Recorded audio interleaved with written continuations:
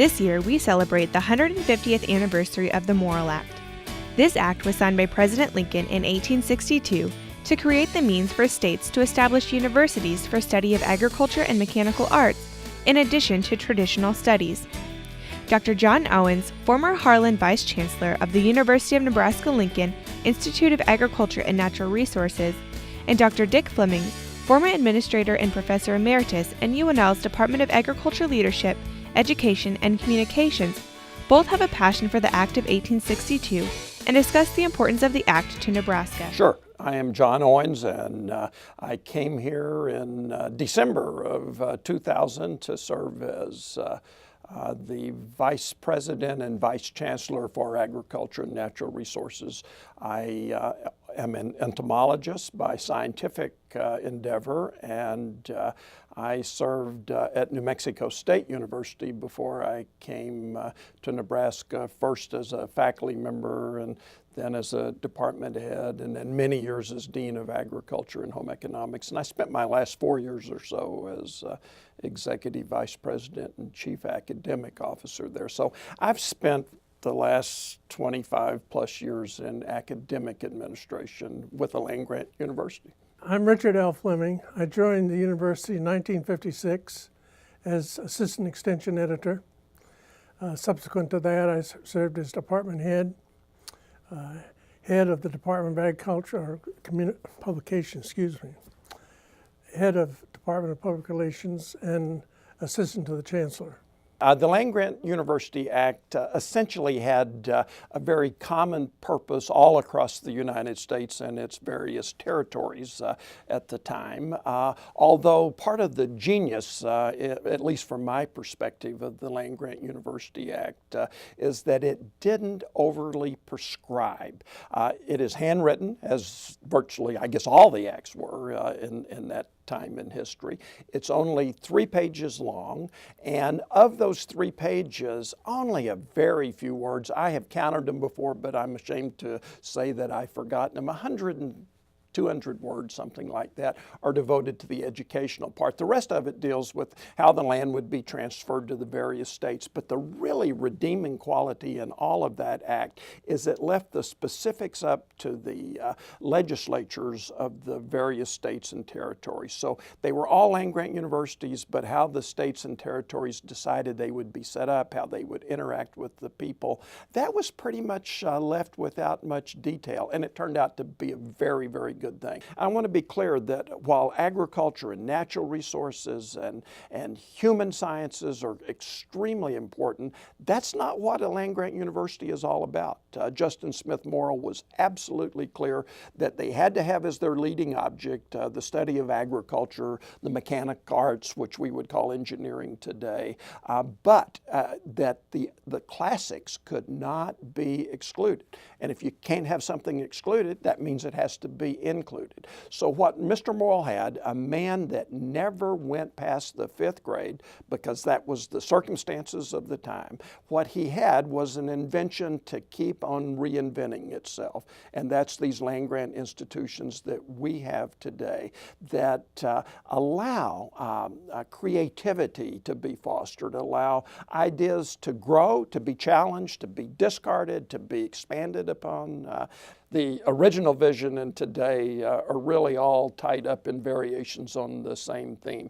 And I would argue that probably nothing was more important to the future of the nation back in 1862 than the establishment of a public investment, a public commitment to higher education. And I would argue also that nothing is more important today in 2012 than a public investment in higher education into the future of this country, into research or innovation or whatever it might be called, into true education and into maybe the most successful type of education out of the formal classroom ever devised, and that's the education delivered by our extension faculty member in every single county of this state for all practical purposes on any given day. One of the things that's important for land-grant institutions like ours is to make sure that information that people in Nebraska can use is transmitted in a way they can understand and put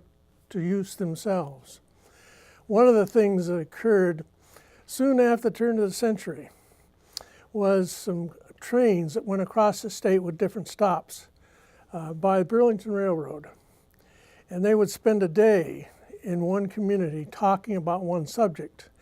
I happened to be on the last train in the late 50s that focused on irrigation development.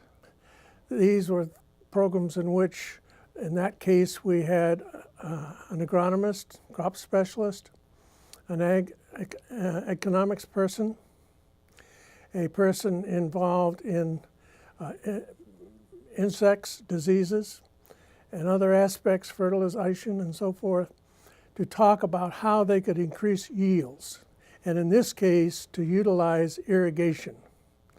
And during that period, former President D.B. Varner felt that we could double our production and acres irrigated in a decade, and we almost did it. We went from about 4 million to about 7.5 million in that decade. It affected education in the United States by being the first bona fide investment of money, of dollars, into public education. And that was just critically important, because before that it was all left up to the states and territories, and they grew in many, many different ways or didn't develop so well. But this signified that it was in the best interest, and I would argue, and I think most people would, that it still is today, it's in the best interest of the United States of America to make sure that there is an adequate, substantial investment in education on behalf of the public. There's plenty of room, and they play unbelievably important and critical roles for private institutions, but also it's just terribly important that the people, the citizens, the taxpayers of a state now make a true investment in the future of their states. And quite frankly, nothing is a better investment than education. So it was carried out quite elegantly with the goal of having an educated citizenry. And then, of course, the acts that you asked about a bit earlier, the Hatch Act brought in very active research into all of this mix. And then the Smith-Lever Act of 1914, which sort of legitimized something that had been ongoing in virtually every one of the land-grant universities, and that is extension, or cooperative extension at the time. You don't hear cooperative quite as much as you used to, but really all it meant, but it's a very important distinction, that there was a three-way investment, one from the federal government in extension, one from the state through the land-grant institution, and an investment from the various counties. And Nebraska is one of the states that's made sure that extension has stayed extremely viable in the counties, delivering critically important programs. We've got 93 counties in Nebraska. Through a couple of cooperative efforts, we have 83 bona fide offices. A handful of counties share a common office. But this institution has an impact every single day in the life of Nebraskans in every corner of the state. And one of those is through the 4-H program, an unbelievably successful educational program for young people. And Nebraska enjoys the reputation of having the highest per capita enrollment in 4-H of any state in the nation. And that says a lot about how important that educational program is. But in summary, how has Nebraska delivered and lived up to the basics of the Land-Grant University Act? I think in the most elegant way possible, by staying relevant to the people of the state, the taxpayers and the other citizens, as close to a daily basis as is possible. I recall that many times it's being able to put science to work on the farm. And that's what these trains and other activities did. We also did a lot in radio, television. A good example of television right now is, of course, Backyard Farmer. That's aimed at the urban audience, but suburban audience too. Right. And Market Journal is another example. One of the things that we can do is to make sure the results of our research is transmitted to the people. And I really think of the university as being like a people's university. And when we get out a news release or a television program or radio program or whatever it might be, we are really serving our constituents. And in turn, they support us to do research and extension work as well as teaching. And so I think that, to me, we're just making the university available to them, the results we have, that they can apply for their own livelihood. To me personally, the land-grant universities that I have been at, studied at, or worked at have helped me develop as a person. I have grown both personally and professionally through those associations, and I am just one tiny example of that. This type of education has a major impact on people worldwide, essentially, but with a concentration in the United States. One of the things I worked on throughout most of my professional career, the older I got, the more convinced I became that this Morrill Act and the things that followed at the subsequent institutions that were formed really did and do play a critical role in the lives of Americans. And so one of my goals was to just make sure we get reminded of that. I've had some colleagues and associates over the years that thought I reminded folks too often of the Land-Grant University Act, but I think you really have to know without any question whatsoever at an intuitive level, at a tissue level, what you're about. And by that I don't mean this time us personally, but what's this institution about? Why are we here? What makes it special? And it's tied to the historical perspective as well as to the future. When universities were created in this country, we tended to model after German universities. Also was a lot of emphasis, even in this country, early universities, for people who were going into church work, ministers and so forth, and of course the basic professions like medicine. And so when the university here got started, they really had a different focus. And a lot of people were skeptical about a university and book learning until they could see what this would do. And we see it every day, and the different things, results that come out of our laboratories, shared with students, shared with the general public, shared with companies involved in agriculture.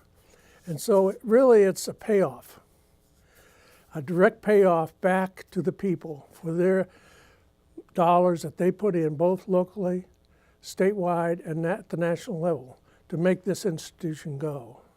And we see it every day. We're going to see more of it very visually in the Innovation Campus, which you probably have heard about, which is the old fairgrounds. And we're going to see in a visual way some things happening that hopefully will be very beneficial not only to the people of Nebraska, but people worldwide. And that's a lot of our focus today. I'm kind of proud that Extension is so successful here in Nebraska, and that on a per capita basis, one can construct a strong argument that we are the leading state for that. But there aren't enough Extension faculty member or any other faculty member to manage 132,000 people involved in 4-H, young people, and that's done by volunteers, people who don't receive a dime in their paycheck from the University of Nebraska, but receive something worth much, much more than that. And that's the satisfaction of seeing a young person begin to develop, continue to develop, to decide to go to college, to decide to do something else, but to have an impact on them. We've got over 10,000 unpaid volunteers everywhere across Nebraska that deliver the 4-H program. It's a remarkable statement on how important a land-grant institution can be. And that's emulated in essentially every state in the country. If Mr. Morrill were alive today, he would have a whole lot to feel really good about.